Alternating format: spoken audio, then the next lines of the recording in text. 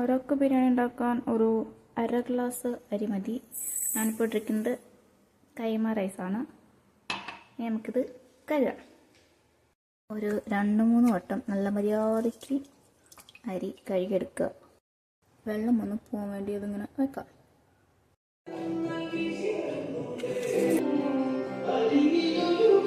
Chicken നമ്മൾ ഉപ്പിട്ടു, കുറച്ച് മഞ്ഞൾപ്പൊടി,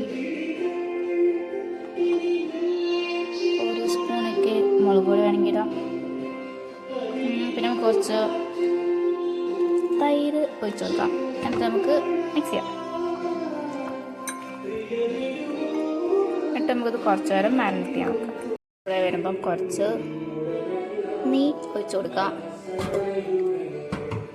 എന്നിട്ട്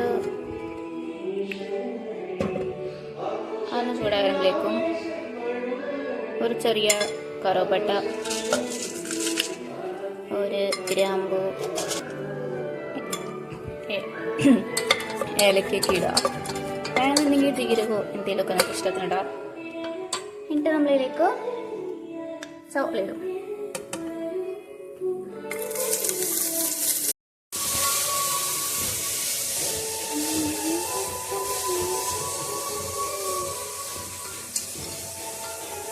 ഇത് വഴുന്ന ഒരാൾ ഉപ്പും കൂടി നമുക്ക് ഇരട്ട് കൊടുക്കുക. അപ്പോൾ നമ്മളതിൽ മഞ്ഞൾപ്പൊടി, മുളക് പൊടി, മല്ലിപ്പൊടി ഇട്ടു. പിന്നെ നമ്മൾ നേരത്തെ അരച്ച് വെച്ച തക്കാളി, ഇഞ്ചി, വെളുത്തുള്ളി, ചെറിയുള്ളി ഒക്കെ ഇട്ട് നന്നായിട്ട് വെച്ച് കൊടുക്കാം. എന്നിട്ട് നമ്മൾ കുറച്ച് ഗരം മസാല കൂടി ഇടും. മസാല ഏറെക്കുറെ ചെറുതായിട്ട് നമ്മൾക്ക് ഇതിലേക്ക് ചിക്കൻ ഇടാം.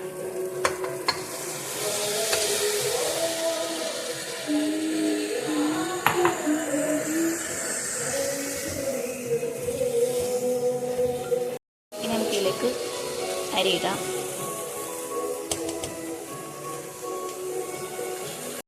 വെള്ളം 1 കപ്പ് വെള്ളം, 1/2 ഗ്ലാസ്സാണ് എടുത്തപ്പോൾ 1 കപ്പ് വെള്ളം ഒഴിച്ച് കൊടുക്കാം.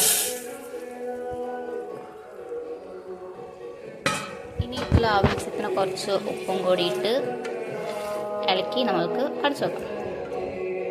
അക്കോർഡിംഗ് ടു ഷാൻജിയോ 1 വിസിൽ വന്നാൽ ഇത് വേകും എന്നാണ് പറഞ്ഞത്. 1 വിസിൽ വന്നു. നമ്മൾക്കിനി ഇത് ഓഫ് ചെയ്തിട്ട് അനക്കാണ്ട് വെക്കാം. സോ ഇതാണ് നമ്മുടെ ബിരിയാണി. ഓക്കെ, കണ്ടിട്ട് കുഴപ്പമില്ല, അത്യാവശ്യം കുഴപ്പമില്ലാത്ത നല്ല മണമുണ്ട്. നമുക്കൊന്ന് ഇളക്കി നോക്കാം. വെള്ളം പോലെ ആവാണ്ടിരുന്നാൽ മതി. വെള്ളമൊന്നുമില്ല, ഏറെക്കുറെ സെറ്റാണ്. നമ്മൾ ഒരാളൊക്കെ ഒറ്റയ്ക്ക് ഉണ്ടാക്കുമ്പോൾ ഇങ്ങനെയൊക്കെ കിട്ടത്തുള്ളൂ. നമ്മൾക്കിനി ഇത് പ്ലേറ്റ് ചെയ്യാം, കഴിക്കാം.